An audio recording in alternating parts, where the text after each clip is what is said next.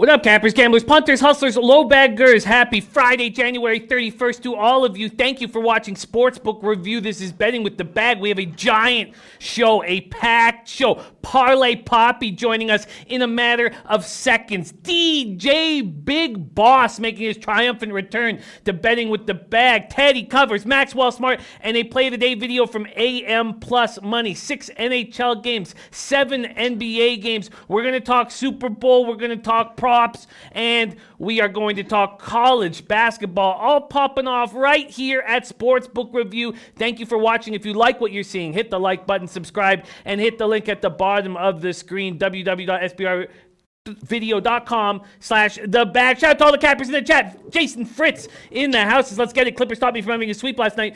The Jazz stopped me from having a sweep last night, but I murked, absolutely lit up and smoked Serge Ibaka props. Over 15.5 points. He had 17 at the half. Over 24.5 points in rebounds. He had 27 points in the game. Over 1.5 threes at plus 195. He hit 3 of them.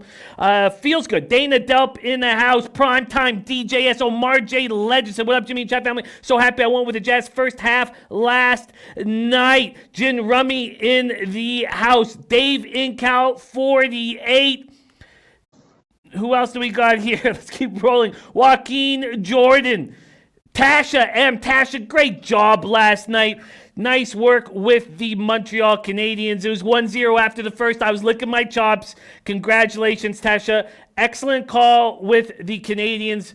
With Gallagher back in the lineup, absolutely great work. There's Slats 45 said, hate going against you, but the Habs with Galley back was the play last night. It certainly was. And you guys, great work. Look, I'm 0-4 in NHL since the All-Star break, and it's bothersome. But great job, Tasha. Great job, Slats 45. Deer Slayer Ski in the house. Slats 45 says Sabres new Oilers and Skinner worst contract in NHL. They packed it in, definitely a bet against a team. Joaquin Jordan on the Rangers puck line. We're going to break that game down. There's backdoor cover. Says morning everyone. Super Bowl weekend is here. Mark Unkefer, Lee Leipzner in the house. Brendan Saldana there. Brendan Saldana ready to get to work.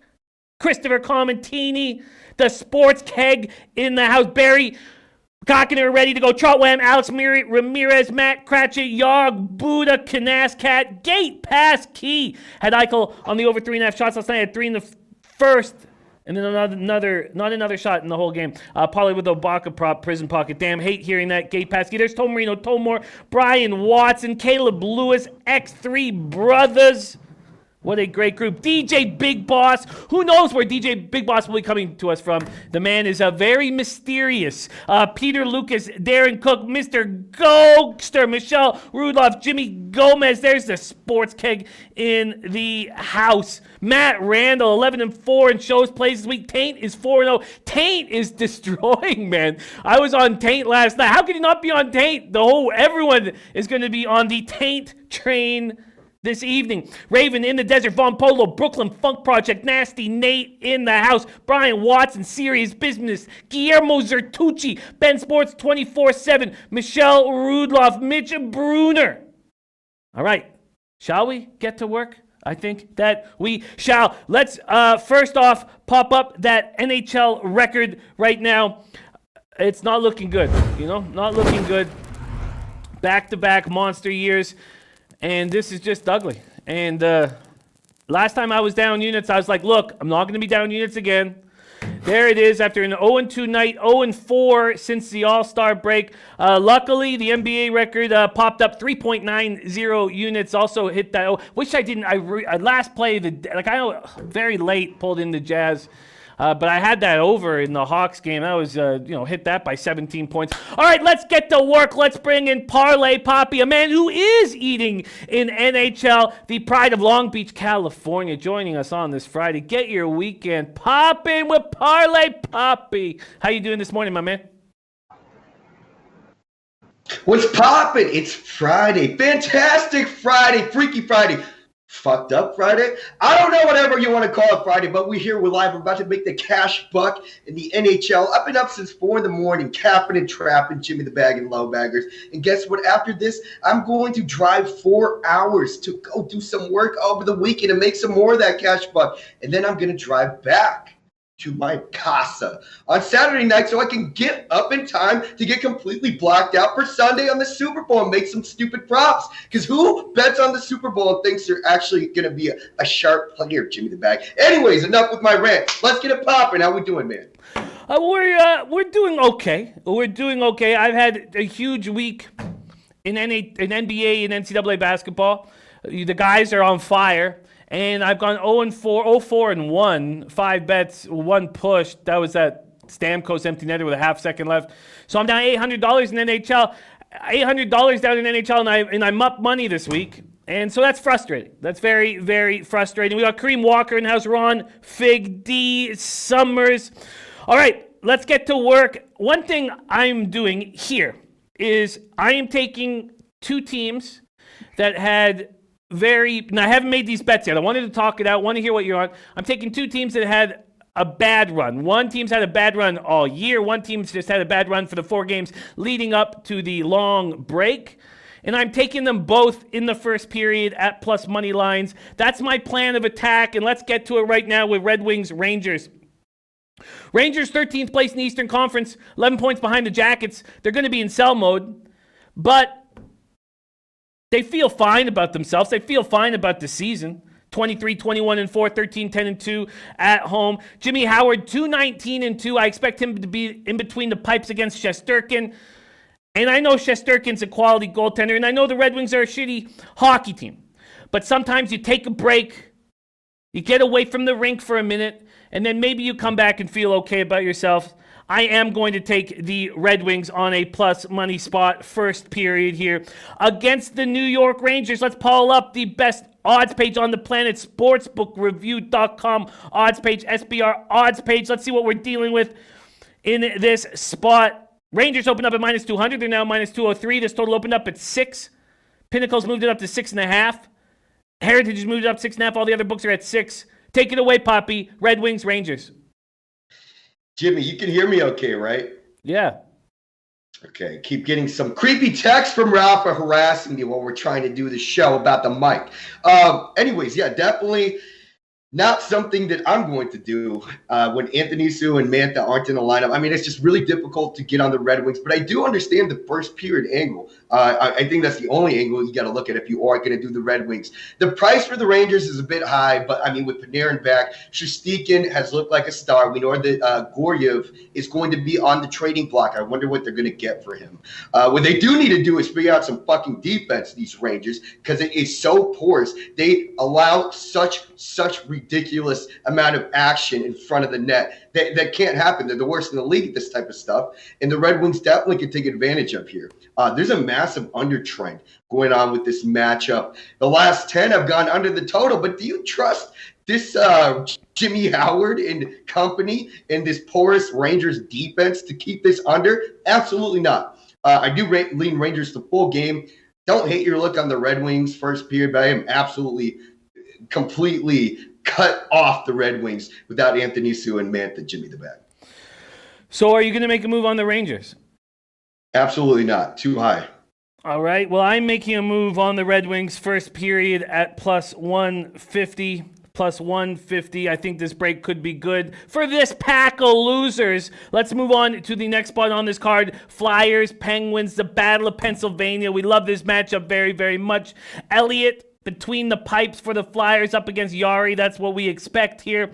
Flyers, Pens, two good teams, and one team is, with all the injuries they've faced, with the exact same special teams record, a little bit better goals for, goals against, has a much, much, much better record at 31-14-5, those being the Pittsburgh Penguins. They complete a home and home, 10 days between the home and home, strange home and home. Flyers beat the Pens 3-0. Both teams, it was at home. The Pens just weren't, 19 shots on goal. It's very strange to see them not fire. Sully must have been pissed off. Sully, I expect to win the Jack Adams Trophy for Coach of the Year. Philly sits 7 points behind the Pens.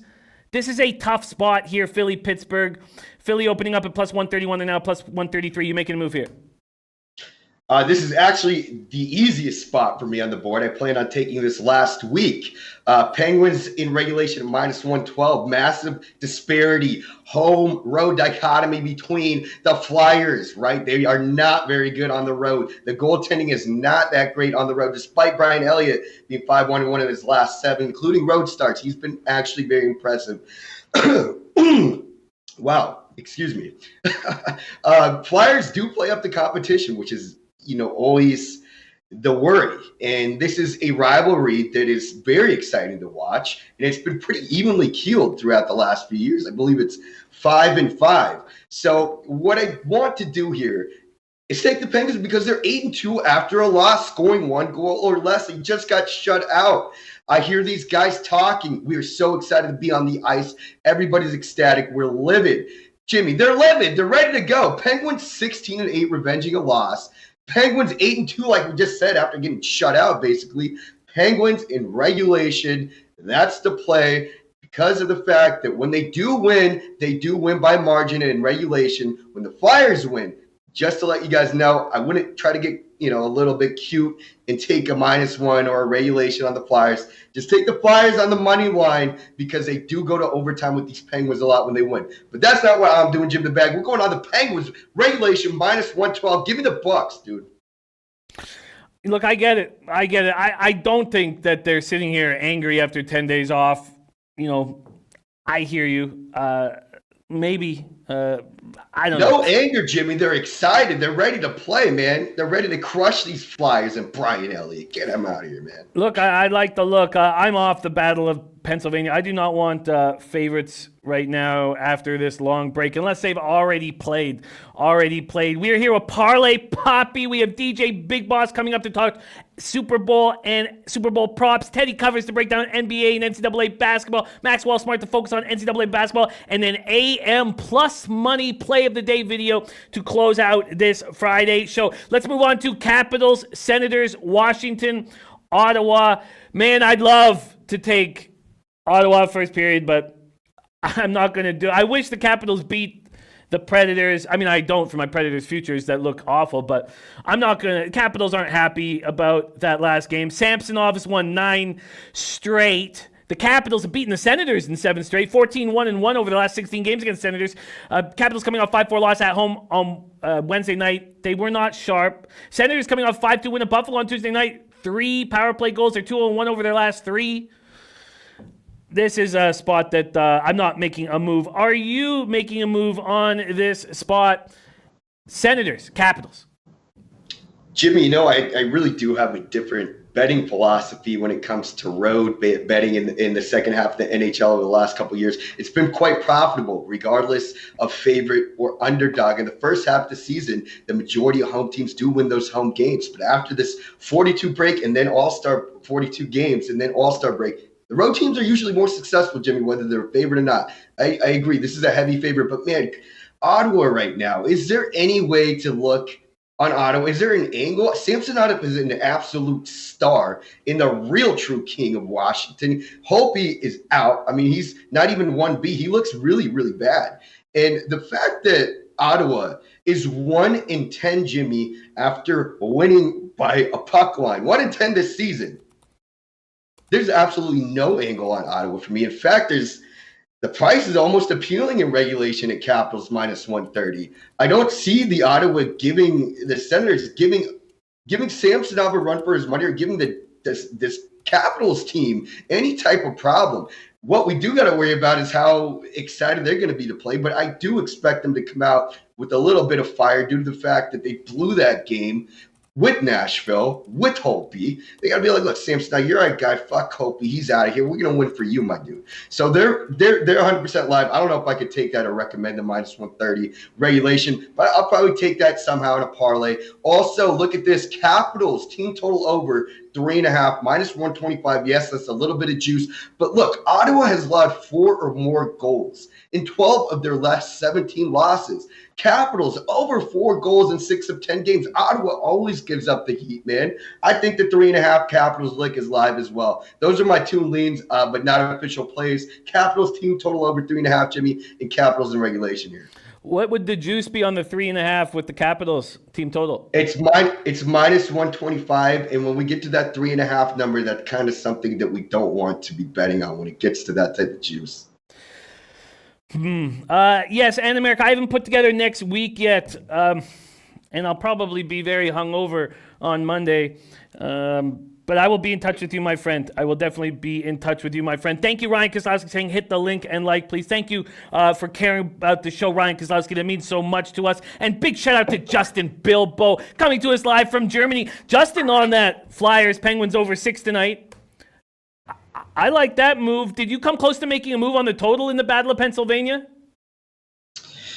I didn't, just due to the fact that we have Jari in net and Brian Elliott, who's been really good. You know what I mean? This game doesn't typically go over the total, so I don't see why it would here, especially given the fact that, excuse me, that this team is not allowing high danger chances in the Penguins. Third, the Penguins are in high danger chances allowed at home. That's really, really good. That's an elite category. So I'm definitely not going anywhere near the total on this one. I do think that there is a possibility of sloppiness after a long break, and Elliott does have a possibility of getting touched. He is susceptible, but I don't mind him in this spot. Tom Marino says Flyers had injuries on defense. They should be healthier now. Ulysses Hayes says, I don't like Pittsburgh with Yari. Interesting. Tom Marino leading under. Lance LaRose, Philly, Pitt under. And the taint play of the day is in from Matt Randall. Taint play of the day is in. I understand why Justin's looking at this over. I get it at this time. I mean, remember, we used to have those first day or first game after the All-Star break heavily skewed to the over. Now that's sort of gone away. Alex Ramirez coming in with his plays of the day as well. And Ulysses says, I would ride with Philadelphia money line on this, going heads up against our parlay Poppy. All right, let's move on to the next spot on this card, Poppy. The next spot is Golden Knights, Carolina Hurricanes. Golden Knights, Carolina Hurricanes. I looked at this game. I saw that it opened up to a 6 and went down to a 5.5. And I know that the Carolina Hurricanes have been skewing to lower scoring games, but I still think these teams have a lot of firepower and are able to put pucks in the net. I'm expecting Marc-Andre Fleury up against Mrazek. Knights penalty killing, lest we forget, 79.5%. It's bad. And their defense is bad. And their forwards are overpaid. And this is not the team, the expansion team that went to the Stanley Cup final where you were getting all these deals on players. Now you're overpaying them, which goes with success. That comes with success in NHL. Knights 3-5-1 so far in January. They lost 4 in a row at one point. This is their 5th straight road game, although they had a nice long break in between. 1-2-1 in those games prior to the break. I like that it went down to 5.5, and because it went down to 5.5, I'm going to make a move on the over in Vegas, Carolina. Are you making a move on this game? You know, that's funny because I was thinking about the same thing. I was like, you know what, it's 6, that's almost a look on the under, but now that it's 5.5, it's kind of changing my view on this game. Excuse me. So, I mean, retrospectively, Carolina and Vegas have been bad off breaks, 0-2 and 0-3. So with Fleury, I believe, Jimmy, is going to be serving the suspension, right? So Subban's probably going to be in net. So that actually helps that over even more, especially if it's 5.5. We want to make sure that that's the case, but that's what I had written down on a note from the other day. So I really do think it's going to be Subban. And Mrazek, despite being good at home, winning those games, he actually is not the better goaltender between the two here. I like Reimer this year. Reimer has been a lot more consistent. And Mrazek, despite winning a lot at home, he gets a lot of goals in the back of the net. And the Carolina Hurricanes are rallying to get them out of trouble with Mrazek. So I do lean that over when I originally leaned the under just due to those factors, and especially if Subban's in the net. That's where I'm coming at. The thing that's a little difficult for me is that both these teams are not scoring for shit, for absolutely nothing coming into the All-Star break. Now, does that change with the week of time? I think it does. Carolina identity issues here. They have been one of the top shots on goals in the league for, a past year and a half, 2 years. They're now only, 6th or 7th. And that can also be skewed in the fact that they're losing a lot of close games. So maybe they realize this and they know they need to step it up. And with a vulnerable Subban and hopefully Mrazek in net, I do think that 5.5 is a very live look.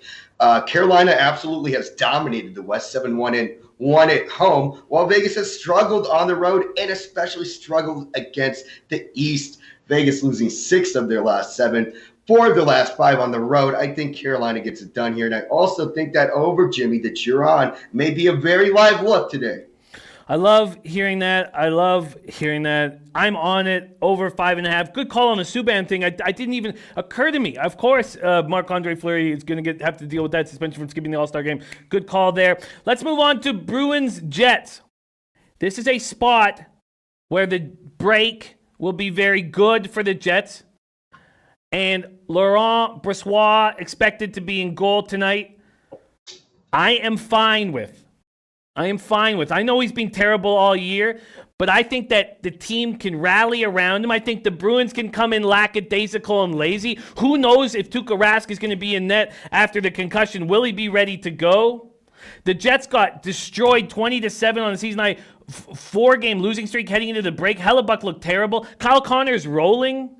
There's my guy Tim Steves in the house. Tim Steves, man. Great to see you in the chat. One of the best comics to ever come out of the great country of Canada. Tim Steves, man. Check him out on YouTube. A monster stand-up comedian. All right, I'm going to make a move on the Jets' first period here. I'm going to take this big plus line, and I'm going to take it right to the bank. Jets at home, first period, a rusty Bruins squad, a Jets team that needed the break badly, and I'm going to jump on it right now, and it's going up. I'm getting plus 151 at 5 dimes, and I'm going to take it. Jets first period, plus 151. Parlay Poppy, you're making a move. Jimmy, it's a little tricky, my man. Winnipeg allowed 9 first-period goals in the last 5 games, while Boston has scored 8 first-period goals. So that's a little scary, but maybe that first period over might be a look. Now, I mean, here's the thing: why is this price minus 165 for Boston, who is struggling, who have lost 4 of 6 on the road against obviously a very struggling Winnipeg team? The price is minus 165 compared to the Capitals at Ottawa, the leading Capitals, looking for the leading away games won versus Ottawa is only 15 cents higher. That's a little bit strange to me. I absolutely believe that Winnipeg has value on this alone, despite losing 6 of the last 7 at home. Completely inconsistent. Tuukka Rask, this is an angle that I do like. I think that he's likely today because that's what I saw right before we hopped on.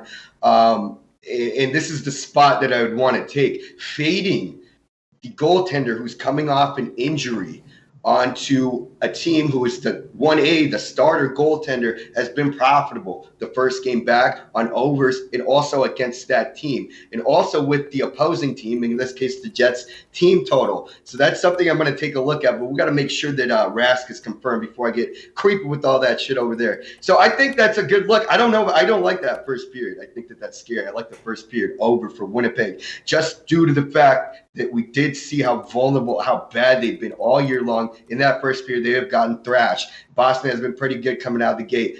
Another interesting look here, Jimmy, is a prop bet on Pastrnak. Pastrnak, 8 goals in the 10 games against the Jet. We know he's an absolute power play sniper. And I think that he probably could get something done here at a plus price. I didn't see what that came out at, and I've been looking around. I didn't see his prop around, but for the future, I'm definitely going to be looking at that Pastrnak plus price to score a goal anytime against these Jets. He has had a lot of success against. So I definitely lean with the Jets on the full game. I lean the team total over on the Jets as well. I think Tuukka Rask is pretty vulnerable coming fresh off the concussion into this, this Jets team that is always live on offense despite how bad they've looked recently, Jimmy. So there's a couple things to think about here. I was looking for Lamont's parlay. I did get it. Buffalo -3, Canisius, and Wright State. I love this Winnipeg Jets spot, man. I love this first period Jets spot. I love the giant break. I love when they're getting killed in first periods. You don't think Paul Maurice is going to be all over them? It's going to be all over them to start this second half, with focus and intensity. He's going to be screaming in their face. That's how Paul Maurice does it. We got his speed. I love Jets plus 150 first period. Love it. Rask coming off a concussion. Fucking love it. Okay, let's move on to Blues Oilers. We got to be quick here. We got DJ Big Boss ready to roll here. DJ Big Boss. Blues Oilers. Binnington Smith. It might not be Smith because the Battle of Alberta is tomorrow night. Another giant Battle of Alberta. Man, these two teams hate each other, so maybe they save Smith for then. Maybe Koskinen is in the net now. Blues won the first two games against the Oilers this year. 5-2 in Edmonton, November 6th, and 2-1 in St. Louis, December 18th. Blues lose Oscar Sundqvist. They get back Sammy Blais. Blues, Oilers. Oilers 82.3% penalty killing, 29.6% power play. That's why they're playing well, and they are playing well right now. 5-0-1 Smith is in his last 6 starts, and this Oilers team was playing well before their break. But the Blues have been in Alberta for a little while and could be focused. Are you making a move here, Blues Oilers? Man, I don't imagine they go with Smith despite him being better. 5-17 with the 883 save percentage against these damn Blues. And we know the Blues are looking a little bit vulnerable. They especially do give up more goals on the road. They may be without Steen and another one of these depth forwards. So that may hamper a little bit of offense for the Blues. But I don't know, man. That fucking Battle of Alberta, that was brutal. That was probably the funnest game I've watched in a really long time in the NHL, and that's going to be live again tomorrow. So I don't know how that's going to affect. I mean, you got to be hurting if you're the Oilers over here. That was amazing stuff. You know, Edmonton 6-1-2 in the last 9 games at home. I feel Edmonton's actually pretty live here. It just throws me off with what's going on tomorrow. So I'm gonna take a pass on this one, Jimmy. I don't know what to do with it. I'm gonna take a pass on the next one too. Look, Lightning are 6-0 against the Pacific. They're 13-2-1 their last 16 games, but I just don't want to sit here with a minus 200 road favorite against an Anaheim team that's playing okay. Won 3 of their past 4. I'm off Lightning Ducks. Are you making a move on this? Anaheim has the Kings tomorrow, Jimmy, and that's in the Staples Center. So that's gonna be a fucking dramatic event, you know, just due to the tragic passing, obviously, of what's going on in LA and everything. So I think that there's going to be a lot more focus on that tomorrow. It's going to be a big ordeal. So things like that throw me off. I mean, the Ducks' first period over has been very, very, very lucrative for me in the past couple of weeks. So I might go on that. I agree. I don't want to be sitting with the Lightning over here. Vasilevsky 3-0 though against these Ducks. So I don't know. Maybe fucking Lightning in a parlay if you want to be a little bit creepy. I don't know. I'm off this game, Jimmy the Bag. But we are officially going to be going on these Penguins in regulation minus 112 and probably a couple looks on the Winnipeg game and Capitals. We'll tweet out a little bit here. I like it. I look forward to it. I'm on Red Wings first period plus 150. The over 5.5 in the Canes Knights game at minus 115, and then the Winnipeg Jets first period at plus 151. That is my action. Follow this man on Twitter at Poppy_parlay and get twisted up for the Super Bowl and send us videos while you are doing it, Poppy. Thank you so much for joining us, my man. Enjoy your Friday. I will. Follow me at Poppy_parlay. And look, hit the like button. I don't give a fuck if you like me or not, but like Jimmy the Bag, like the show, keep the lights on. Please share and subscribe. And let's get it popping this weekend. Don't lose your bankroll on Super Bowl betting, you sharp guys out there. All right, see you later, Jimmy and Lowbaggers. Peace out. Bye-bye. There he goes, Parlay Poppy. We go right from Parlay Poppy to DJ Big Boss, whom we've missed so much. Oh, look at there he is, coming to us live from What up, though, Jimmy? You know, they got me over here at the Mickey D's. They slipping over here, giving out extra napkins, extra straws, too many sauces. So I'm over here busting up the shift row a little bit right here. Gonna get these guys straight so we can dish out these brand new Angus bacon cheeseburgers, baby. How you been feeling, Jimmy? I've been okay, man. I've been okay.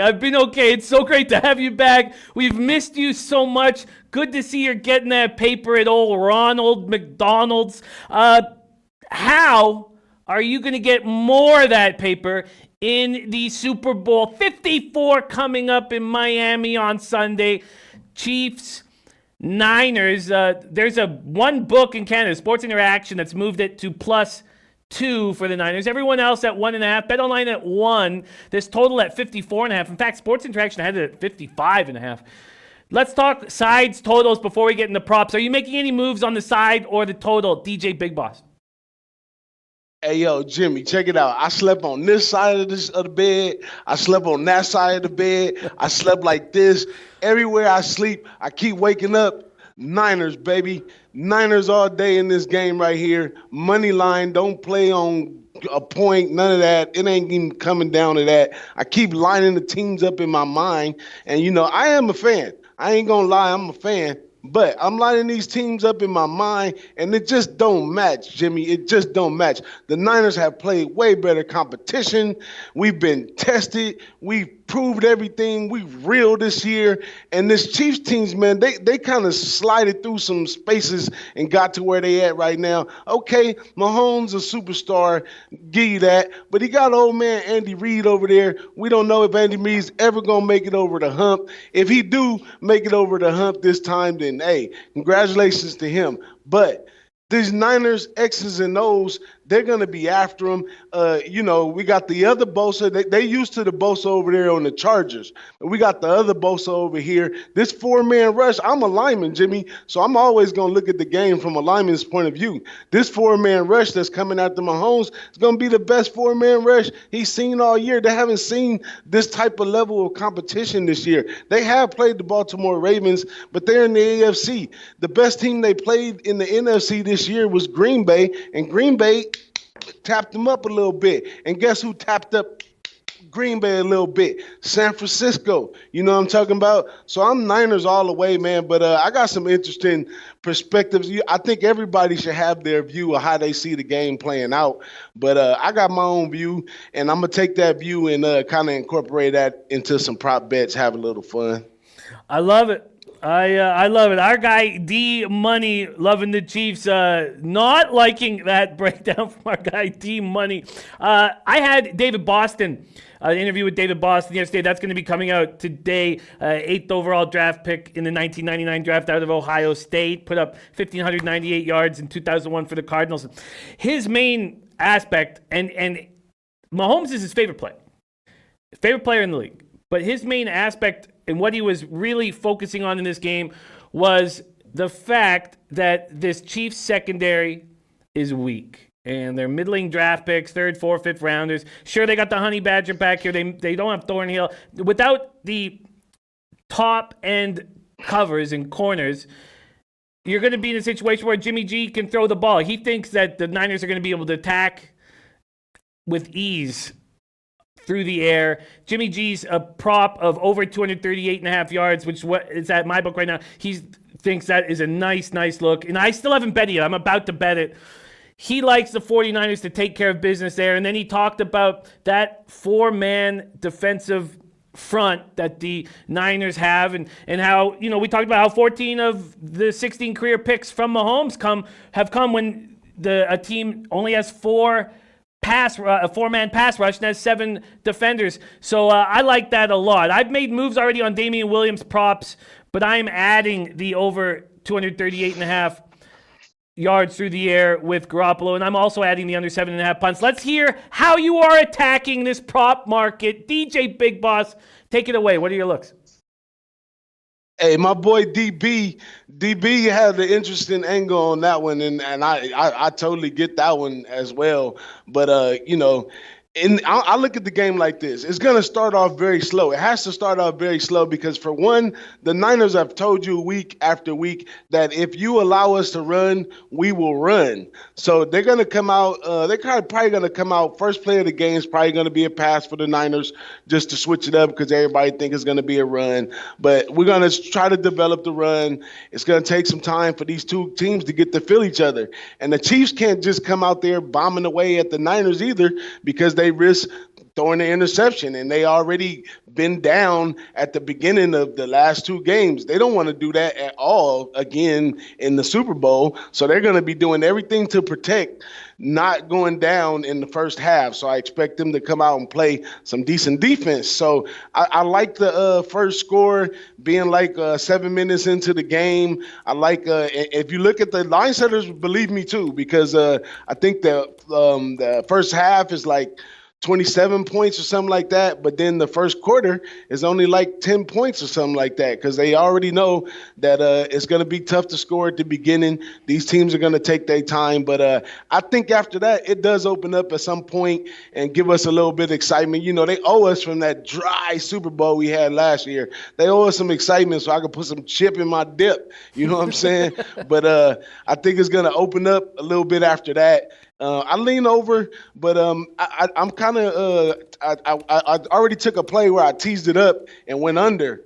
I got like 60-something points or something like that. So I like the under because it could happen because everybody's expecting the over so much. And these teams, Andy Reid, Shanahan, you talking about, you know, coaches that, you know, this is a chess match right here. This ain't just, backyard football. This is going to be a nice chess match at some point, most likely in the beginning for sure, but it should continue to be that way. Now, another plus for the Niners is we adjust well after halftime. And KC doesn't adjust well after halftime. They had to, you know, do a lot to win those comeback things they had and all that good stuff. But they don't score a lot in the second half. To me, anyhow, the games that I laid on them. So I expect the second half, the 49ers to slowly take over and put up some points. And I like a little 35-24 Niners. 35-24 Niners, writing that down right now. I agree. I agree that there's a – look, I like Andy Reid. I like him as a guy. You know, I like him. The Walrus. Who doesn't love the Walrus?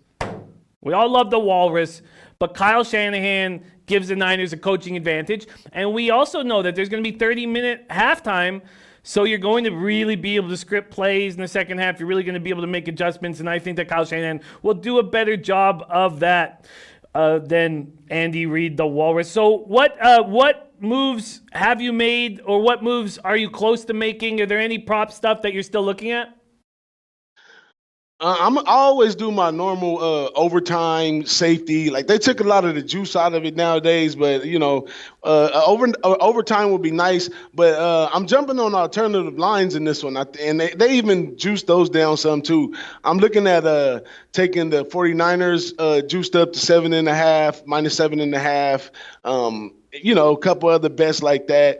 I might throw safety in there. You know, I do some of the fun stuff too, you know, heads or tails. I get involved with just the normal fun stuff. I haven't really adapted over to the new prop bets where it's so many. I'm flying out over to Mississippi to watch the game. Big Ragu told me to go ahead and print out those, and on the plane I probably go over some of those prop bets. But I'm not really a players capper. I'm more of like a team capper, and I don't get that far into players. But I do know, as far as coaching wise, that the anytime touchdowns from some of those contributors is a nice spot as well, because when you doing this chess match that they putting together, everybody know whose weapons is which weapons, so they're going to be looking for that. So it's going to be the contributors that they're going to have some key plays behind, getting them open to score. So I like some of those anytime touchdowns from some of those key contributors opposed to those superstars.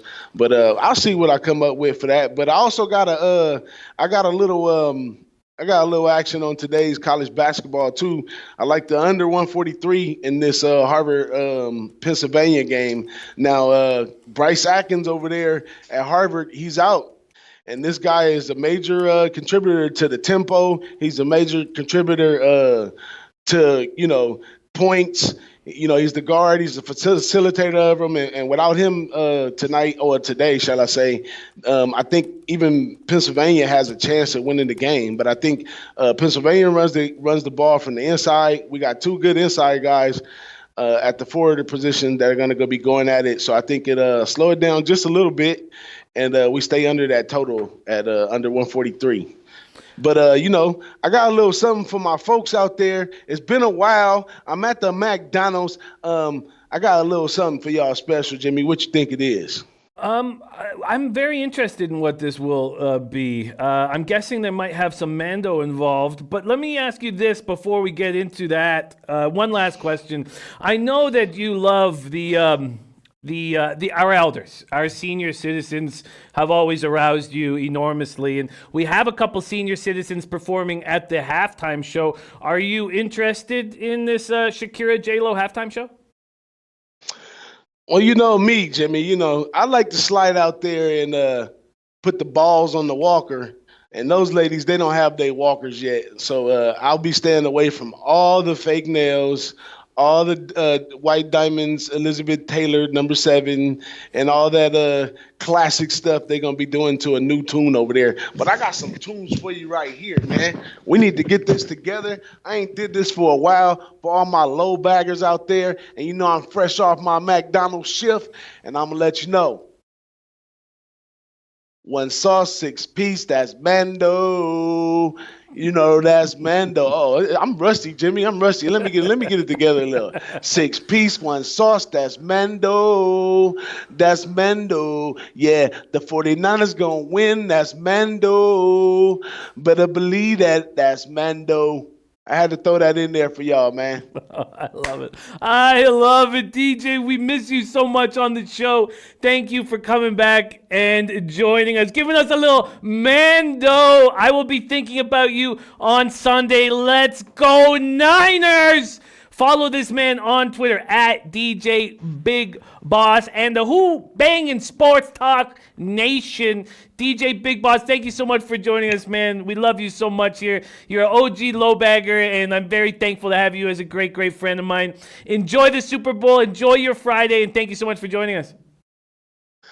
Man, it's been a pleasure, man. It was a long time coming. I was watching Big Ragu yesterday, and I said, man, I got to reach out to Jimmy and get on there and say what's up to all my low baggers.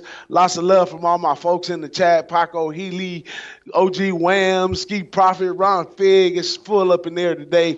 Shout out to y'all, man. I love y'all. Make sure y'all, all my bangers, stay around for all the who banging stuff. Follow me on Twitter and, DJ Big Boss. At DJ BIGGBOSS on Twitter, man. Follow for all the fun. You know, we're gonna keep this thing going. You know, March Madness is coming up. I love college basketball, and I do pretty well in MLB, despite that wasn't one of my true loves. I kind of learned how to do it. So you know, we swinging the corners around and all that good stuff, and then we're gonna be right back at it on that college football. So stay tuned.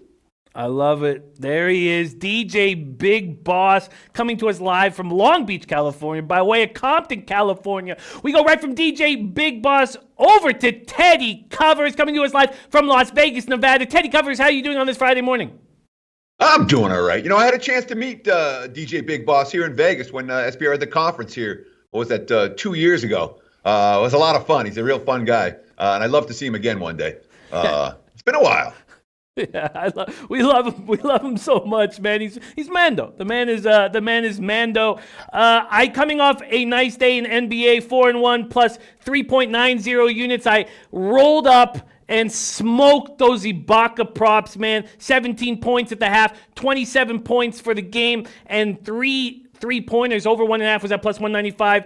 I hit that over in the Hawks game, but lost with the Jazz. Feeling good about things, and thank God for NCAA and NBA because I'm 0-4 in NHL since the All-Star break. Looking forward to cap this card with you, Teddy. Have you got to the window with anything in the association? I made one play in the association for tonight, and I took the Dallas Mavericks plus the 9.5 against Houston. Maybe I should have waited for 10. I wasn't sure if it was going to get there. I thought 9.5 was a nice little bargain. Dallas off a loss has been bet on all year. I've got them 70% ATS following a single defeat. And everyone's like, oh, my God, Luka's out. Oh, my God, Luka's out. Well, J.J. Barea and Jalen Brunson, again, they're not Luka, but it's not a void at the point. It's not a void at the point at the starter. It's not a void at the point at the backup. You know, both those guys can play. Both those guys can distribute. Brunson's defense is something that has impressed me. And we saw with Luka hurt back in December. They went to Milwaukee, won straight up on the Bucks floor. Went to Philly, won straight up in Philly. Plus 9.5, coming off a loss. I'm very interested in Dallas tonight. That one stood out to me pretty significantly. And I put the Mavericks plus the points in my pocket against a Rock. I mean, it's not like Houston's playing great ball right now. 9.5 seemed a lot to me in that game. I got Dallas plus, and that's the only basketball play that I made today. I didn't touch college hoops. I didn't do anything else in the NBA, but that's the one that really stood out to me. I considered another one, and I talked myself out of it. Maybe I should play it. Maybe I will get to it, but I'm tempted by the Blazers tonight, especially off the Clips no-show last night. I really worry about this point spread for the Lakers. All that said, Lakers could win that game by 50, and that's a concern for me for sure. But I definitely need Portland in that game. I haven't pulled the trigger yet. Well, let's dive into those two games a little bit more. And you're in good company here with that Mavs spot. Jay Money said right up on the Mavs, done last night. Let's cash it. You can catch Jay Money's articles here at sportsreview.com. They're the number one articles right now, most popular articles that we have on the site coming from Jay Money. Ski Profit says Mavs, baby, agree 1,000% with Teddy, but I'm waiting. Zemba, love the play. Teddy, are you expecting Tim Hardaway Jr. to be in the lineup tonight? I don't know. I have him as a pure questionable, so I really have no idea. And the play is not based on Hardaway being in the lineup or out. The play is based on Luka. The market's overreacting to Luka's absence, and that Barea and Brunson could fill in, and we like Dallas off a loss. That's the concept here. I like it. And yes, I mean, I understand why I didn't pull the trigger on Sacramento, but I think this is we haven't seen the heaviness that we're going to see in this Lakers game. I mean, we know these Clippers, Paul George, Kawhi. We know that, they're from LA. And then we saw with Dinwiddie handle it different. We saw Kyrie, who Kobe was his mentor. And I don't find Kyrie very mentally tough, and maybe that's not fair for me to say. But after watching Kyrie in this game, I'm like, I made a mistake. When I had that player pop on and over, I was like, this guy's not mentally tough. But this is different. It's not about being mentally tough. This is going to be there's going to be such a heaviness in the air. And I definitely understand why the Blazers are the play here. I mean, I have a very difficult time comprehending how LeBron is going to be able to handle all this. So with saying that, I'm not going to make this mistake twice. I am going to back the Blazers here. Plus 13 at Bookmaker, BetOnline, and Bovada. I just think this is too many points.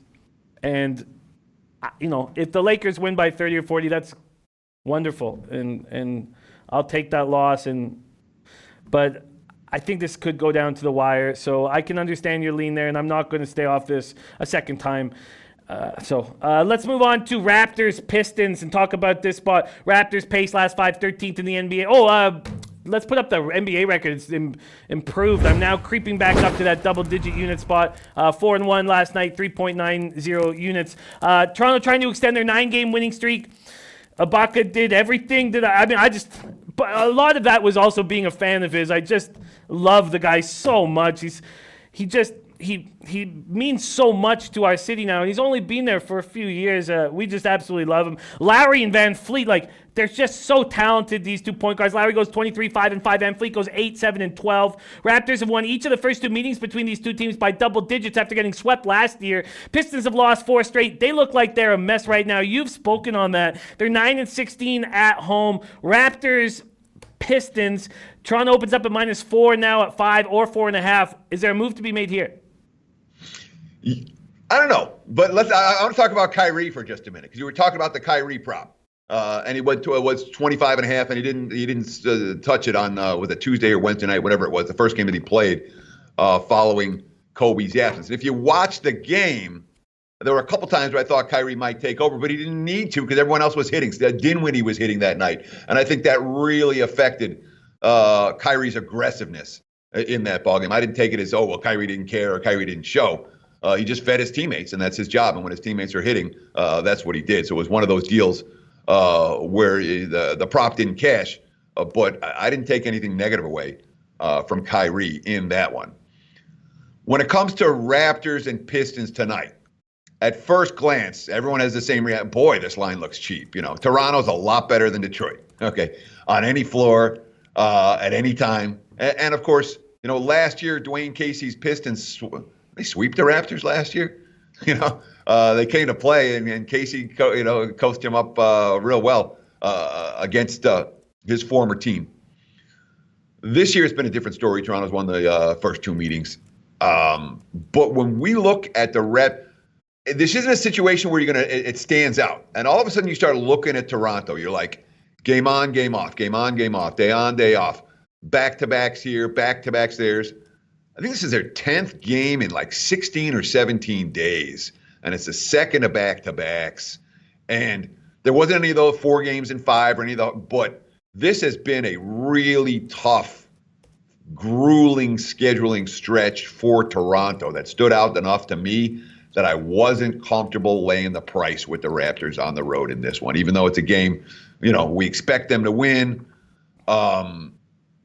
Pistons have lost 3 straight. And again, when they have Rose in the lineup, they're a very different team. The Derrick Rose is the impact point spread player for Detroit, not Andre Drummond.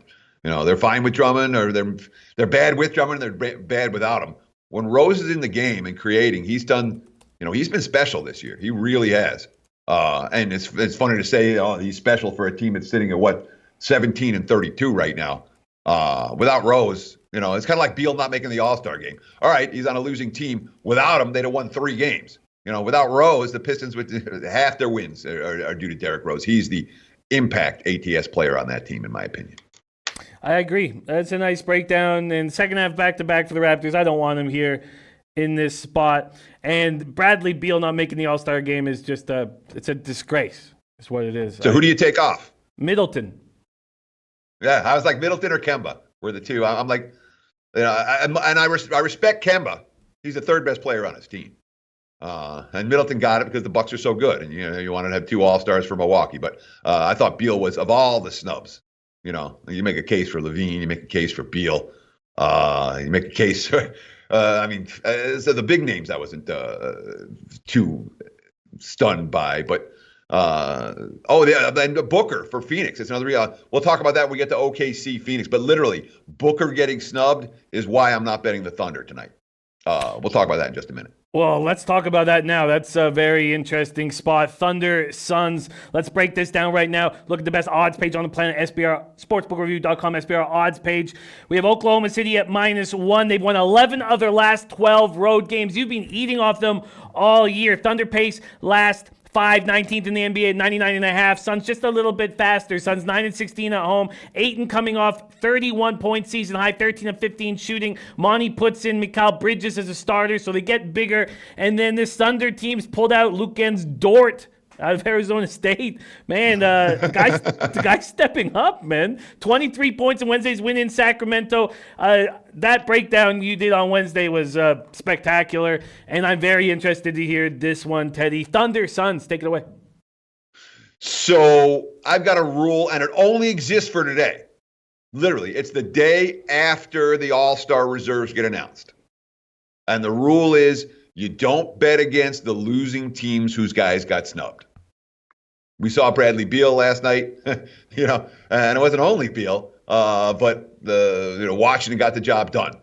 And there's 3 in particular that stood out to me as being legit snubs. Kyrie doesn't care, maybe a little bit. Paul George, okay, I was hurt all year. There's 3 guys that played All-Star caliber, or 4 guys that played All-Star caliber: Beal, Devin Booker, Karl Anthony Towns, and Zach LaVine. So when we talk about those teams, that's Phoenix, Minnesota, Washington last night, and Chicago.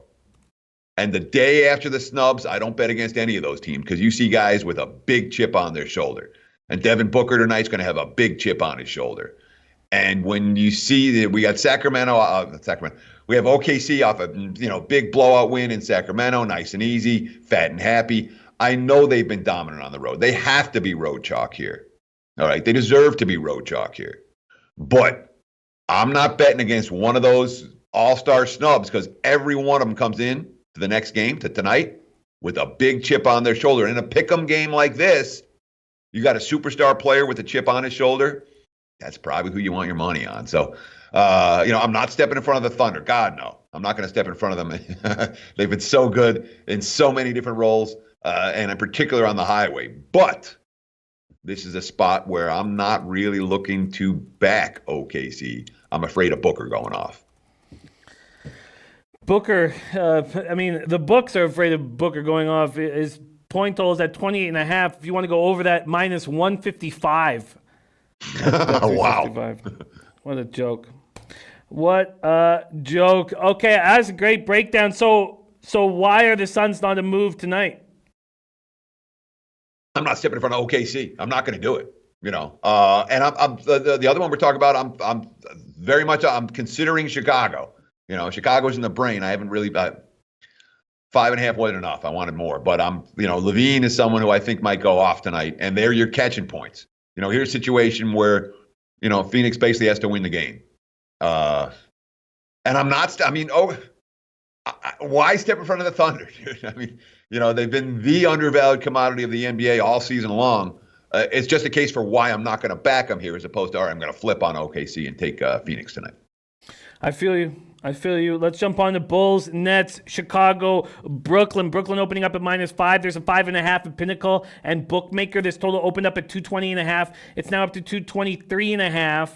And Bulls pace last 5, 27th in the NBA at 97.37. Nets haven't been that much faster, 14th at 100.41 possessions a game. I'm surprised to see this total go up to 223.5. Nets 7-1 past 8 games against Chicago. They won the first meeting of the year, 117-111, November 16th in Chicago. Dinwiddie went for 24 that night. Dinwiddie looked very good in that 10-point win over the Pistons on Wednesday, at home on Wednesday. Nets will attempt consecutive wins for the second time this month. They're 5-14 in their past 19. Chicago was rolling against Indiana, and those of you who were on Chicago, I hesitate. I almost took Chicago, and that would have broke my heart because at that time it was 8.5, and they don't score. They go scoreless last 4 minutes, 14 seconds of the fourth quarter, and then get outscored 15-6 in overtime. They can't be trusted. And Levine, you bring up Levine, 14 of 45, 31.1% over his past 2 games from the field. He's not playing very well right now. Bulls, Nets, take it away, Teddy. That's last couple games, Levine struggled. The day after you get All-Star snubbed, I'm telling you, these guys don't struggle. And it's not like Levine, we're worried about him. That guy's a dynamic player. He's a playmaker. The Nets are not a team I'm comfortable laying points with right now. You talked about their, even off the back, even off a good game against a bad team, where the shots were falling. And even then, the Nets, they didn't put them away until late. I'm not comfortable in this point spread range with Brooklyn, and the graphic shows they're a mediocre team at home. This hasn't been their role laying points at home. Chicago won back-to-back. They had Indiana on the rope and collapsed down the stretch. Lost that game in OT. But the thing that's been lacking more than any other factor from the Bulls is consistency. They're capable of beating anyone. They play these great halves and then a nothing second, a great first half and a nothing second half, or vice versa. Chicago's intensity ebbs and flows more than most teams in the NBA. And I kept on saying, this Bulls team, there's enough talent there for them to do something. There's enough talent there for them to compete for the final spot or a couple of spots in the East. And I continue to think that with Chicago, even with Markkanen hurt. So the lean right now is definitely towards the Bulls. I haven't pulled the trigger yet because the market's moving in my direction. And oh no, that's New Orleans that just moved to 6. And now it's coming back down. I'm seeing the 5. They were bet up to 5.5, and a couple of leading indicator books are back down to 5 or 5.5 with juice towards Chicago. Definitely lean here towards the Bulls. Bulls or pass for this better.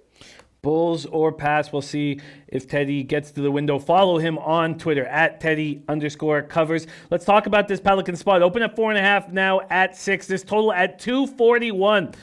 Teddy, we talked about that Wizards spot, Wizards-Bucks a few days ago, and total got up to 243.5, 244, and I was like, God, my palms start sweating thinking about trying to get under it. And you made some great points, some salient points about not trying to go under those totals, and what they scored, 282 points, I believe, in that game.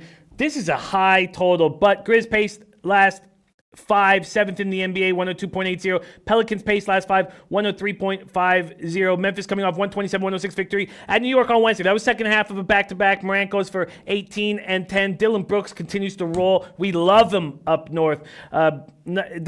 Memphis had begun that back-to-back with a 104-96 home victory against Denver. Memphis has won 11 of 13, and the Pelicans are coming together with Zion now, getting comfortable with Zion, and he's rolling. They win 125-111 at Cleveland on Tuesday. Do you agree with this market move towards the Pelicans? Yes, and no, the market move, Jackson's suspension, I think, is what. So he was out there, wasn't he out the other night? I don't remember if he was out the other night or not. But yeah, it was mentioned in our chat that the Jaren Jackson Jr. suspension was a big piece in this game. But yeah. I'll have to double check on that. Yeah, I don't remember if he was out the other night, but I know that the line, like when I saw the suspension, that's when the markets moved on this contest in favor of New Orleans. And I'll be totally honest with you, okay? I ain't stepping in front of the Pelicans right now, and I ain't stepping in front of the Grizzlies right now. Okay, this is bet on versus bet on. And New Orleans, again, with New Orleans, see the first couple of games with Zion, no. Once they figure it out, watch out.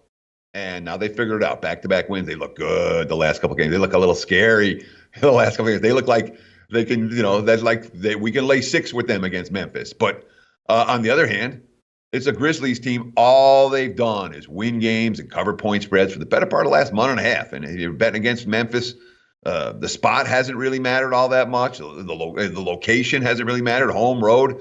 The Grizzlies have been flat out bet on pretty consistently. And of course, the market's already moved towards New Orleans. So it's an easy pass. I'm not stepping in front of either squad. And again, total wise, you can bet under. I ain't betting under. These two teams are going to go up and down the floor all night. And, the loser here could easily score 120. Quickly, we don't have much time left, but what do you think about going under the total of 223.5 in Bulls, Brooklyn Nets? The Bulls are playing slow right now. I think this may be a market move based on the year's totals, not what they're doing lately. What do you think of going under this total?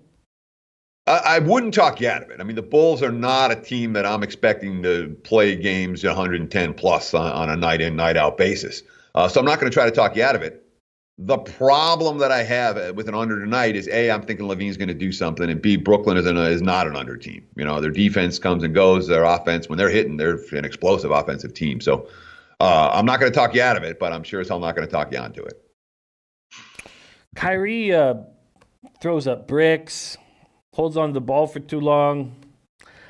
And if Levine goes off, it's another situation where I don't think that's how the Bulls offense works best when Levine goes for 50. I guess I'll hold off at this point and watch Jammin' with J Money after this show. Maybe get some more insight there, but I do like it. Let's see what it does for the rest of the show. That is our NBA card. Right now, I'm only on one move. Blazers plus 13. And I've got to get the juice. So minus 105. There we go. Plus minus 105. And your action. Can you review your action, Teddy? So I bet Dallas plus 9.5. I'm still considering Chicago plus. I'm still considering Portland plus. I haven't put either in my pocket yet. Jamel Wright says Bulls still play tough defense. Nets play slow. At times they do. You know what? I'm going to go against this market move here. God, Ski Prof got me so onto these pace of the last 5 and not being afraid to go against market moves if the last 5 is telling you to do something. And it's really helped my capping, and I'm very thankful. I agree with that. 100% as a strategy. Like, your season-long stats will lie and lie and lie, and the markets will bet them. And if you're betting current form, that's my whole strategy for NBA is current form trumps season stats. And the markets tend to react to season stats, and I tend to react to current form. So I agree with the concept. I agree with Ski Profits look at it. And the leading indicator books that I'm looking at are saying this number might come down. So if you want 223, I'd get it now. And I'm going to do that. Under 223 at minus 110 at Bookmaker. Teddy, have you made any moves in college basketball today? Not even close. There wasn't a game on the card, and I went through them all. There wasn't a game on the card that I'm like, all right, let's dig in here. Oh, I'm about, there was nothing. on today's college hoops card that piqued my interest in any way, shape, or form. So easy pass for me. It was a good light day of work on the college basketball card, unfortunately. Mavericks plus 9.5. So do you think you will get to the window with the Blazers tonight? I don't know. I'm going to think about it. It's again, I still have Portland and Chicago that I'm absolutely thinking about. Of the two, I mean, I'm tempted by both. I'm tempted by Portland. I am, but I'm also afraid that the Lakers, LeBron, and it's definitely worth noting, Kawhi and Paul George, both LA kids. Okay, so Kobe's a hero growing up, and it's not like Kobe wasn't a hero for LeBron, but it was a different experience there. And of all the guys to show up, I worry about LeBron tonight. I think I'm more likely to take Chicago plus than I am Portland plus. That game, I wouldn't be surprised if the Blazers win, and I wouldn't be surprised they lose by 50. And that's, those are the ones that you tend to try to avoid. Don't know that I get there with Portland. I'm closer with Chicago, I think. LeBron's points at 28.5 right now, 28.5. Juice to the over, not nearly as bad as Booker's right now. Interesting. And then our guy PSG Holtz here saying LeBron James over 2.5 threes at plus 270. That's a very interesting look. Let me see what mine threes made for LeBron. I'm getting plus 125 of the over 2.5. Real interesting look there, PSG. I like it. Like that you're getting 270 as well, because mine's just giving me 125. Teddy Covers, thank you so much for joining us. Any last word on a Super Bowl coming up in Miami on Sunday? So I officially made my half-unit bet on the Chiefs, for whatever that's worth. I'll be rooting against you in this one, Jimmy. That said, it's a light bet for me. It's for recent Super Bowls, this one has not stood out as being particularly attractive from a wagering standpoint. So I'll be rooting for KC. We'll talk about it on Monday. You can make fun of me if the Chiefs lose. And we will go over your props again. They've been a lot of fun for us to talk about. No score first 5 minutes, 7 minutes, punt before they score. Yes on 2-point attempt. Shortest TD under 1.5, longest TD over. I believe it was around 44. Garoppolo overs, and I'm about to jump in on the Garoppolo over 238.5 yards. Total punts under 7.5. I'm about to jump on that too. Damian Williams over 29.5 receiving yards. I'm already on that. Under 2.5 players to attempt to pass, and Zion points over Mostert carries. That's Teddy's props that he shared with us on Wednesday. Teddy, enjoy this fun weekend for gamblers everywhere, and thank you so much for joining with us. It's Christmas again, man. Christmas for sports bettors on Super Bowl Sunday. Enjoy the game, guys. Really. Have a good time. But of all the days, don't blow your bankroll on Super Bowl Sunday. Bet with your head, not over it. Thank you so much, Jimmy. Thank you so much, low baggers. And we'll talk on Monday. Cheers. There he is. Teddy Covers joining us. We go right from Teddy Covers to Maxwell Smart. Rafa, my man, can you please roll Max's intro?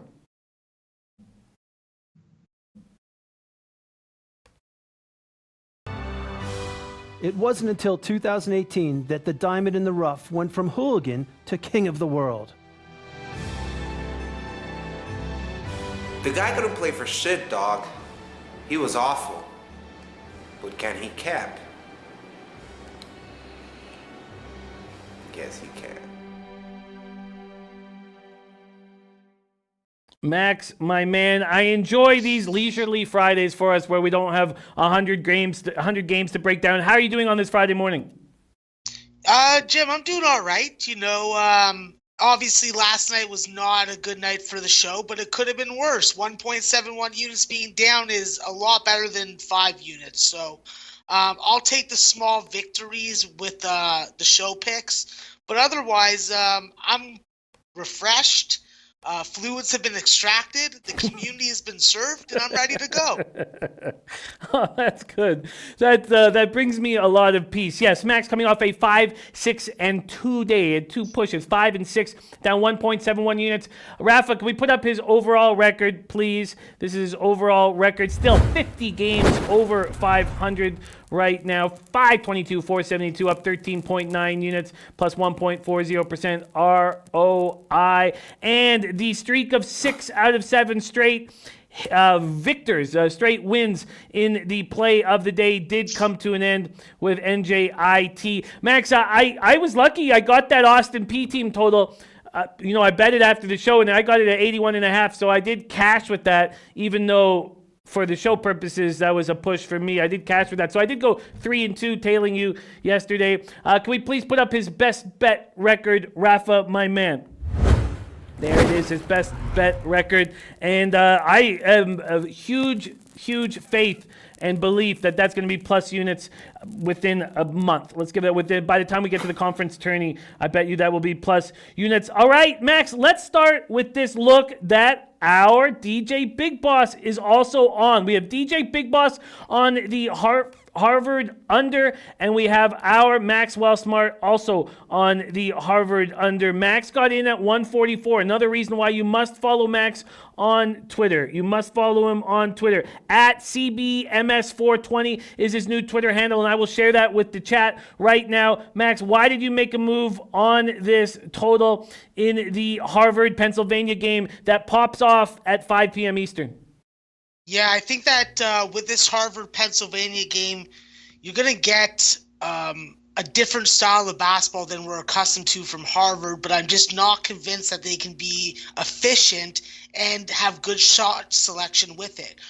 What happens when Bryce Aiken is in the lineup is he plays a lot of ISO. He's the one taking a lot of shots, and sometimes the ball goes into a black hole, and his name's Bryce Aiken. I think now you're getting a lot more ball movement, even though you have less scoring skill on the court. I think that as long as Pennsylvania, which I, by my numbers, think that this game's going to stay under by at least 5 points, they're going to have to guard the three-point line. They cannot allow Harvard to make 12 threes like Dartmouth did. And even with making 12 threes, they only got to 70 points. So this is a Harvard team that doesn't want to get up and down, doesn't want to give Pennsylvania the opportunity to really stretch the floor and attack the perimeter. With Devin Goodman and AJ Brodeur, you got solid pieces that understand the rivalry between these two schools. Penn's coming off some disappointing performances. So from a situational perspective, you expect them to play better defense than they had the last 5 games. And once again, my numbers like this game, and there was a significant edge, and that's why I bet the under. And Mitch Bruner saying, okay, Max just answered my question. So you think at 143 still pull the trigger? Yes. There we go. Max's first look. Also, our DJ Big Boss on it as well. Let's move on to this Akron-Kent State game. This game pops off at 6:30 p.m. tonight, half an hour before the others. Kent State opening up at -2.5. Now 1s or 1.5s. You got in on Akron plus 2.5. You also faded, I believe it was Akron-Buffalo when you had that great spot on Buffalo +8 that you cashed with. And you also cashed with Kent State as 4-point dogs. Both those came off Wednesday. And now you're going to fade Kent State with Akron here. Tell us more about why. Yeah, this is a spot where I think that Akron just definitely has a step-up game. We've really seen some of these MAC teams be very streaky, I'll call it. And from a situational spot, this is a spot where Akron had value at +2.5. I think that you've lost a lot of the value already on the line. I think that this is going to be a close game. I think that Akron's going to be able to get their tempo, and I think that you're going to get a better shooting performance personally from Lauren Christian Jackson. Going 6 for 17 is really not like him. When he doesn't have his shot on, from what I've watched normally, he will give it up and allow other guys to get more touches. I think that with this point guard position, that's where I think that the biggest advantage for Akron is. Akron's a very good and fast starter in conference and in recent performances.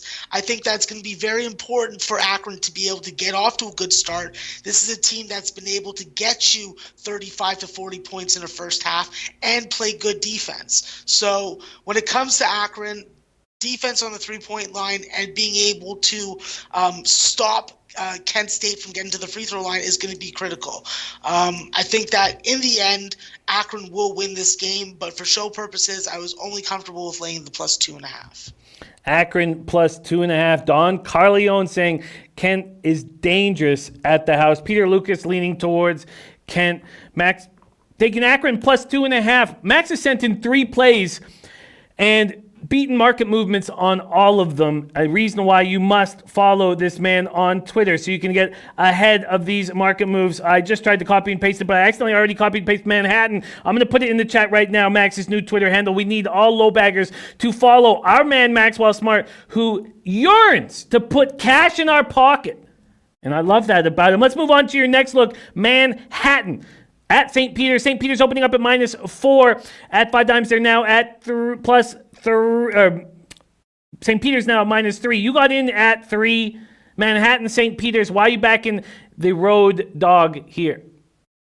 Yeah, this is a spot where I'm just not believing in St. Peter's. They've done a really good job so far the last 4 games, especially in that game against Monmouth, which burned me, and that game against Niagara, which I backdoor covered.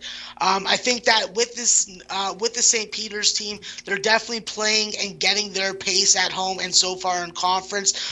When you look at some of these over-under margins for St. Peter's, you're seeing these significant edges when it comes to selling points to the under. From a side perspective, this is a simple spot where I think that Pauly Polycap and Takai Green and Samir Stewart, as long as they can stay out of foul trouble and stay on the floor from a skill perspective, are going to have advantages. We've seen Pauly Polycap really dominate inside, give you those kind of double-double performances. And I think with Takai Green, you have a guy that can really slash and dash and get to the free throw line. He can get into transition. He's not going to stall like last year on this Manhattan team whenever they were able to force a turnover.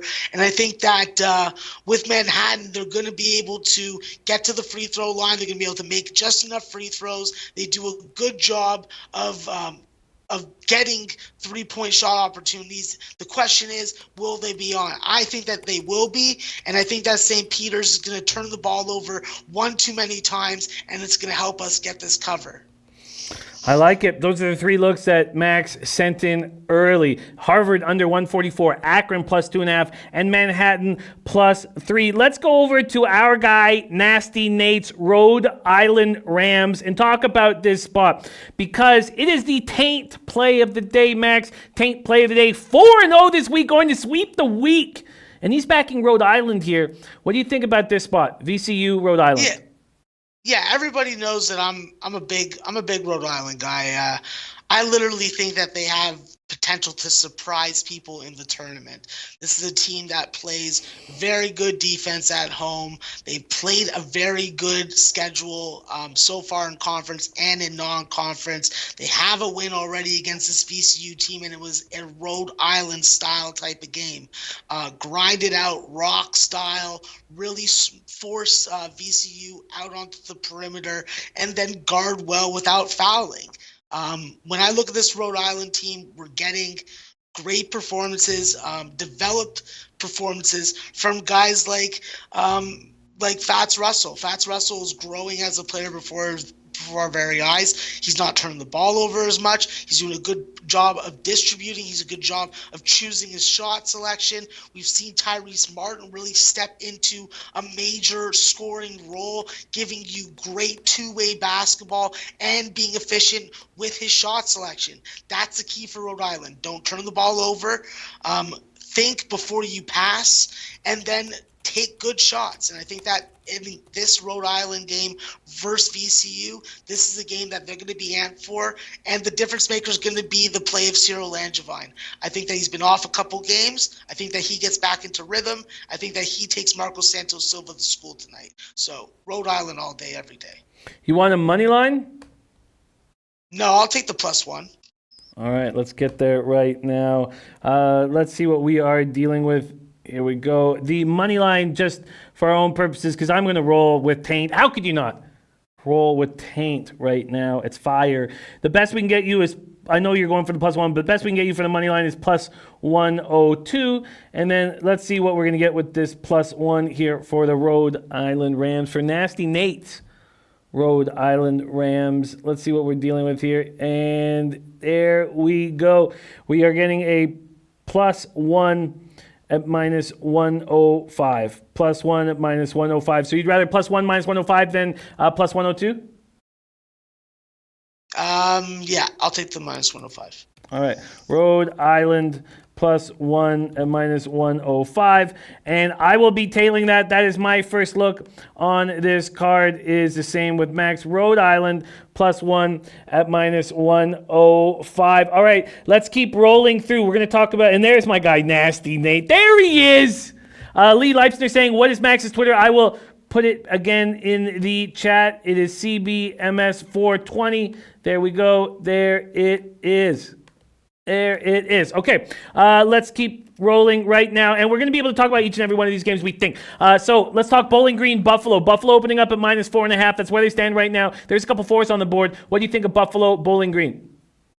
Yeah, this is definitely going to be a stiff test for Buffalo at home. I think that with Bowling Green being healthy and operating on all cylinders right now and doing it with really good defense like they demonstrated against Ball State in that 6-point win that they got a couple days ago. This is a spot where I want to back Buffalo, but I'm not going to make an official play just yet. I want to see if this number gives me a little bit of value, and if it moves off where it is right now, then I'm just going to lay off of it. I think with Justin Turner and the guys like Caleb Fields and Dylan Fry, you have very solid guard play. Dominique Plowden's going to be a handful for Josh Mbala to take care of. I think that now that they're working in Brock Bertram into the lineup, I think that's going to elevate Buffalo and give them even more depth than they already have. But it always comes down to Javon Graves. If Javon Graves is on for Buffalo, then they're going to win this game by a couple buckets, and they're going to be able to cover that 4.5. But right now, I'm not ready to make a move on it. Raven in the Desert making a move on the under in this spot. Opened up at 156.5. Is now up to 161 at 5 dimes. Columbia Yale next on the docket, Max. Yale opening up at minus 16.5. Now 14s, mostly 14s, couple 14.5s. This total's gone up a 1.5 from 131.5 to 133. Columbia Yale. Move to make here? Yeah, the only spot that I would be looking at is Columbia on the first half. I think that if you can shut down Mike Smith for 40 minutes, then Yale's probably going to be able to take over and pull away in the second half like they've done as of late. I think that there's definitely a number disadvantage with this number opening at 17. And the way that I'd look at making a play, if I were to make a play, would be to take the over, and I would be looking at taking Columbia on the first half. But nothing official for the show. Siena Iona next up. Opened as a pick'em. Iona now 1 point home favorites, 1.5 at Bet Online. Total went from 147 down to 146 at 5 dimes. Siena Iona. Yeah, I look towards the under in this spot, and I look towards Iona on the money line. The fact is Siena hasn't won on the road, but there are question marks with Iona. E.J. Crawford did not play in his last game with a back injury. If he's in the lineup, then I'm all over Iona. Until I get word of that, can't make a play either way. All right, Farsha Asami, my guy in the chat. I will go over my Super Bowl action at the end of the show. Let's keep rolling along. I love these smaller cards, so then Max can touch on each and every one of these games. Dartmouth, Princeton. Princeton opening up at minus 4.5, 5.5 at Bet Online, 6 everywhere else. This total's dropped a point or a 1.5 from the 131.5 opener at 5 dimes. Marist, I was looking at the wrong total. My fault. So the Dartmouth Princeton over is total's gone up a half point at 5 dimes from 132 up to 132.5, and Pinnacle leading the charge to the over. It's got a 133 there. Dartmouth, Princeton. Yeah, I'd be looking at the under first half as a serious look, but not ready to give it out yet. Would be my first impression of this game. Second off, what you're going to get for Princeton is you're going to get really good ball movement. You're going to get good usage of the shot clock and the game clock, of course. And I think that with Jalen Llewellyn as your point guard and Richard Uraguza down low, it's just a handful for any team, including Dartmouth, to handle. Obviously, with guys like Ian Sestair and Chris Knight and freaking Aaron Ray, you got scores for Dartmouth, but they just aren't efficient enough and they don't move fast enough. So The only thing I'd be looking at probably is Princeton first half. I'd be looking at Princeton Dartmouth first half under, and that's probably about it. But nothing official for the show right now. Nothing official. Natalie's coming to our chat. We have released a new Super Bowl video with a lot of insights and a lot of breakdowns starring Lee Martin, Flash, myself, as well as Jay, CEO of the Sports Keg, Donnie Rightside, and Whale Capper. Check out the link that Natalie has posted. We love that content. We think that content's great, so check it out. You're going to love it. Okay, let's keep rolling. Next up, Marist, Niagara. Niagara opening up at -6. There is a 6.5 at Bet Online. This total has dropped a point or a 1.5 depending on where you shop. Marist, Niagara. Max, take it away. Yeah, I'm looking at Niagara in this spot. I think that Niagara being home, Niagara being efficient from the 3-point line, even more so at home, is going to big difference. When you look at this Niagara team, they've definitely rewarded you when you've been betting on them. They've taken care of you, whether it be in a small dog role or a small favorite role. I think that with Niagara's free throw shooting, that's going to be a big difference. If Niagara's up late and Maris has to foul, you know what's going to happen, and you know who's going to be able to make their shots. I look at Niagara definitely as a team that you want to bet on at home, and you want to be a little more cautious on the road. With Marcus Hammond in the fold and Rasheer Solomon, you have two good scorers, and I think that if you're going to make a play, it's got to be looking towards Niagara tonight. Niagara, but not an official play from Max at this point. Let's move on to Fairfield Ryder. Ryder opening up at -6.5. You can get 6.5 at each book, but Pinnacle pushing the way to a 7. Pinnacle taking money on Ryder. This total has dropped a 1.5 or 1 point, depending on where you shop. Fairfield Ryder, Max. Yeah, this is a spot where I look at Fairfield. I think that Ryder possibly having or not having Tyree Marshall's a big loss in the front court for them, whether it be getting on the offensive glass or being able to get like those loose balls that lead to second chance opportunities and 3-point makes. Let alone he's a double-digit scorer. With Fairfield, they've definitely shown an ability to be able to get to the rim just as much as Ryder's been able to, be more efficient defensively. And I think that when you only allow your opponent to score 65 or under, you're always going to be in a good position against Ryder. Ryder's going to take quick and unanticipated jump shots. And I think that with Fairfield, you have good, solid ball movement on the offensive end to be able to find your open shots and really take advantage of Ryder trying to force a turnover, which could lead to fouling and then extra free throws, and that's what the shot clock stopped. So Fairfield, as soon as that number hits 7, then I'm also looking at the under, but I think that at 133, it may have already passed where I'm comfortable laying it. Big market move here on Cornell, Big Red. Brown opening up at -10. Now they're 7s across the board. A 3-point move from the opener at 5 dimes. This total opened at 135. It's still there at Pinnacle, but the other books have gone either 135.5 or 136. What do you think of this Cornell Brown spot? Yeah, this is another spot where I think that I'm going to wait for line movement. I think that this line will continue to go down, and I will wait, and I'll take Brown. I think that Brown, having 2 games against Yale, gives the perception that maybe they're a little bit more down.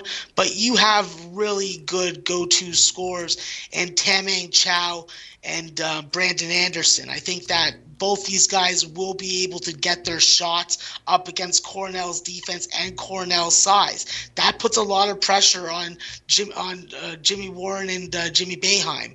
I think that with Boeheim, you definitely have a guy that against certain competition has the advantage, but I don't think that he's going to be able to box out Tamang Chow.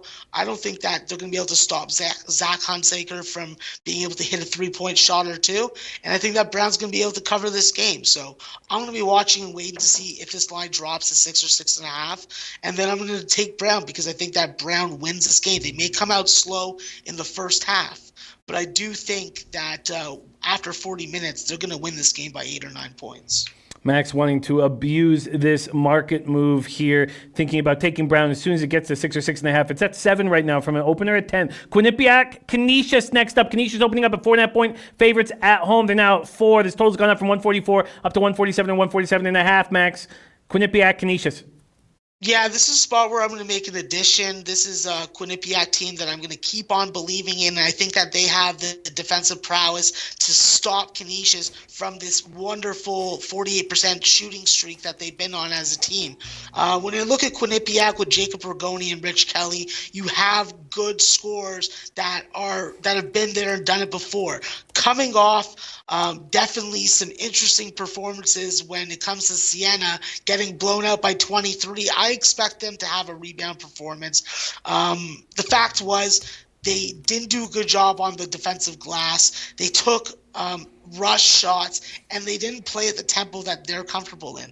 If they're allowing their opponent to score more than 75 points, that is out of their forum. And I think that they got to keep teams below 70, around 67 to 71 points. And I think that tonight they're going to be able to take Canisius, who is on a 2-game losing streak, but on the road, they're going to be able to hang in this game and if not win it. I'll take the points right now because I got to put faith in the team that I think that will get to the free throw line more, will make more of their free throws, and I trust the decision-making of Rich Kelly over Malik Johnson. So do we have an official play here? Yeah, Canisius +4. Quinnipiac +4, excuse me. Quinnipiac +4, and I think I can give you a +4.5. We are almost done this entire NCAA basketball card. Let me give Max the best line we can find him. Line shopping here at sportsbookreview.com, the SBR odds page. If you are liking the content, please like and subscribe, but most importantly, hit that link at the bottom of the page, www.sbrvideo.com/thebag. Means so much to us here at Sportsbook Review. All right, let's take a look at this spot here that we are shopping for, Max, on Quinnipiac. I can give you, it's your call. Do you want +4 at -105 or the 4.5 at -115 that's available at Bookmaker? I'll take the 4.5 for the show, but just for your knowledge, I took the +4. So. All right, there we go. Next up, Max, we got to be quick here because we have a play of the day video that we got to get to from our AM Plus money. We have 3 spots left. Oakland, Detroit, Mercy. Detroit, Mercy, 2.5 point favorites. Are you making a move on this? Yeah, I'm looking to get on Detroit -2, -115 for the show. This is a spot where I think that Detroit Mercy is just being undervalued a little bit at home. This is a team that's done a great job of keeping games under, so I will watch and monitor the line movement because it has gone up 4.5 points since opener. When I look at this Detroit team, I think that they definitely have to be worried about how Oakland's been able to score from the guard positions. I can't remember the guy's name off the top of my head, but they do have a new recruit that's come over in the winter semester and has been able to average double digits. But when I look at Detroit, they really had a really nice comeback win against UIC, hit a game-winning shot. Antoine Davis is still on the team. Antoine Davis is still on the floor. I think Detroit wins this game, and I'm looking to hit the under as soon as it stops moving up. I like it. I like it. And yes, I am now on Instagram and Facebook, as all 40-year-olds do. I get there late and I wear jean shorts while doing it. All right, let's move on to the next spot, Max, on this card. Wright State, Milwaukee. Milwaukee opening up as 6.5 point home dogs, now 5.5. 1 point move towards Milwaukee. You making a move here? Not for the show, but I'm definitely looking at the team totals. I think that if you can get over 71 at reasonable juice on Milwaukee, I think that this is a spot where they challenge Wright State more than they did in their previous game. I think that with Deshaun Lucas and Darius Roy, you have guys that penetrate the bucket. They can get to the free throw line, make their free throws. Against Wright State, it's just going to be able to, can you make bucket for bucket with them? And I think going up against them, knowing what the animal is, that is Cole Gentry, Ludin Love, and Billy Wampler, I think that Milwaukee's going to be able to hang into it. So I would be looking at the team total over 71 if you can get better than -116 juice. And are you making that official? I'll make it official for the show. Okay, could you give me that number? Yeah.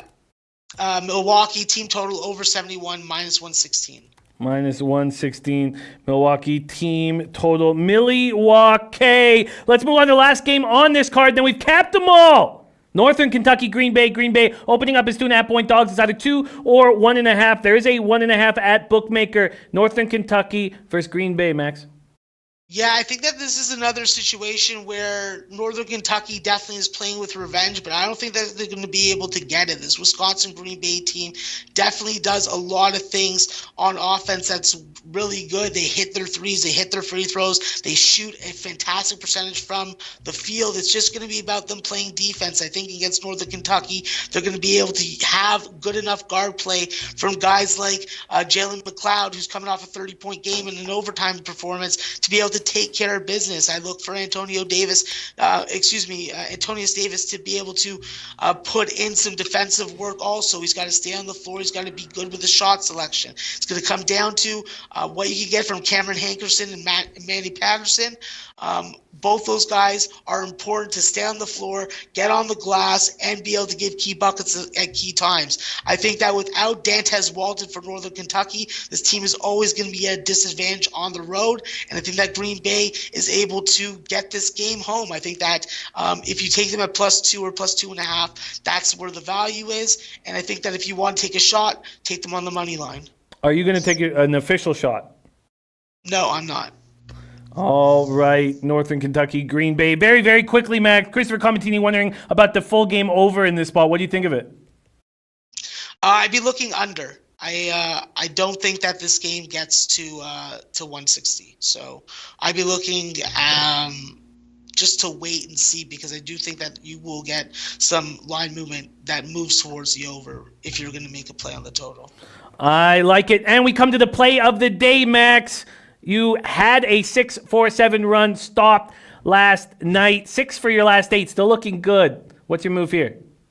Yeah, so we're going to go back to this Niagara-Marist game, and we're going to go to an additional total, and we're going to take this game over 134 at +125. That's going to be the play of the day. I have this game going to 137 to 138, and at 134, there's still a significant amount of value, and I'm going to take that plus money price, and I'm going to make it official for the show. What have I seen from both these teams? They go over, they go under. Simple as that. Niagara over 134 at +125 is the play of the day. And I will tail that as well. Niagara over 134 at +125. I tailed 2 of the other spots. I've tailed the taint play today, Rhode Island +1 at -105, and Detroit Mercy -2 at -115. We are going to close this show on a AM plus money play of the day video. Max is on Niagara over 134 +125 play of the day. Milwaukee team total over 71 at -116. Detroit Mercy -2. Quinnipiac +4.5. Rhode Island +1. Manhattan +3. Akron +2.5. Hartford under 144. Teddy Covers gave out the Mavericks +9.5. Corey Mack is on the Bulls +5.5 and the Suns money line. Our DJ Big Boss also is on the under 143 at in the Harvard spot. Jermel Wright, Pelicans full game and the over. Lamont Williams 3-team parlay. Buffalo -3. Canisius and Wright State -3. Spidey play of the days. Rangers in regulation time. Penguins in regulation time. And the Lakers -13. Also a 3-team parlay. Pens money line, Rangers money line, Lakers money line. Matt Randall, taint play of the day. Rhode Island money line and Detroit, Oakland over 139.5. Wright State -5.5. Yale -15.5. And Ben Sports 24/7 cash flow play of the day. Bowling Green, Buffalo under 161.5. He's also on Yale -14 and Rhode Island +1. In the association, I'm on the Blazers +13 at -105, and I'm on the under 223.5 in that Bulls Nets game going against that big market move. In NHL, I got 2 big first period plus lines. I am on the Jets first period +151. I'm on the Red Wings first period +115. I'm on the over 5.5 at -115 in Knights Hurricanes. The over 5.5 in Knights Hurricanes. Super Bowl, I've got the 49ers to win the Super Bowl. I'm on Damian Williams props overs. I'm about to jump on the under 7.5 punts and the Jimmy G over 238.5 yards passing. And I am also going to take a move that our Donnie Rightside is on, the over 2.5 rush yards, over 2.5 longest rush by Jimmy G. I think that's a spectacular look. And Donnie has a ton of spectacular looks on the prop market. 12 props he gave out on the Audible show that we shot on Wednesday. Check that out because Donnie was rolling. Max, thank you so much for joining us, my friend. Follow this man on Twitter at CBMS420. Max, thank you for joining us, and I'll be in touch with you hopefully, and we'll get to watch the Super Bowl together. Thank you for joining us, my friend. All right, thanks very much, Jimmy, and thanks to everybody in the chat for having me. So hopefully we have a better day, and support those independent pipe fitters. Absolutely, Max. Absolutely. Absolutely. Thank you to all of our guests, Parlay Poppy, DJ Big Boss, Teddy Covers, Maxwell Smart. And now, to put this weekend to bed, to put a bow on this weekend, here is a play of the day video from our very own AM Plus Money. Hey guys, AM Plus Money here to bring you some soccer plays for Friday, February 1st. The first one, we're going over to Germany, Bundesliga. The match is Hertha Berlin versus Schalke. Hertha is sitting in 13th place with 22 points, while Schalke is in 6th place with 33 points. Hertha has one loss in their last 8 matches, but they only have one win in their last 6 home matches. On the other hand, we have a Schalke team that has 2 losses in their last 11 matches, but they are coming off a loss away at Bayern. So the thing that stands out to me about this game is the series history. Hertha Berlin has only lost to Bayern more than they've lost to Schalke in their history, and on the other hand, Schalke has only beaten Werder more than they've beaten Hertha in their entire history. So we have some domination on that hand. And also, Schalke has kept more clean sheets against Hertha than any other team in the Bundesliga, while Hertha has failed to score on more occasions against Schalke than any other team in the Bundesliga. So, all the indicators here are pointing to take Schalke. So, that is exactly what I'm going to do at plus 155. For the next match, we're going over to France Ligue 1. The match is Rennes versus Nantes. Rennes is sitting in 3rd place with 37 points, while Nantes is sitting in 6th place with 32 points. Now, Rennes is in phenomenal form right now, while Nantes, they're playing in good form, but they're very unpredictable and a very up-and-down team. Rennes only has one loss in their last 8 games and one loss in their last 6 home matches, while Nantes, on the other hand, they have 3 wins and 2 losses in their last 5. And they have one loss, or they're coming off 2 wins on the road, but I don't expect that to sustain.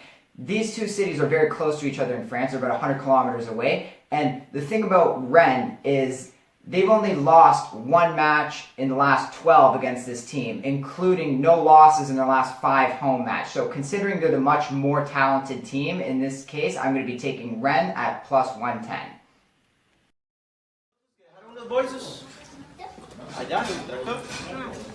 Leche, a los bookmakers.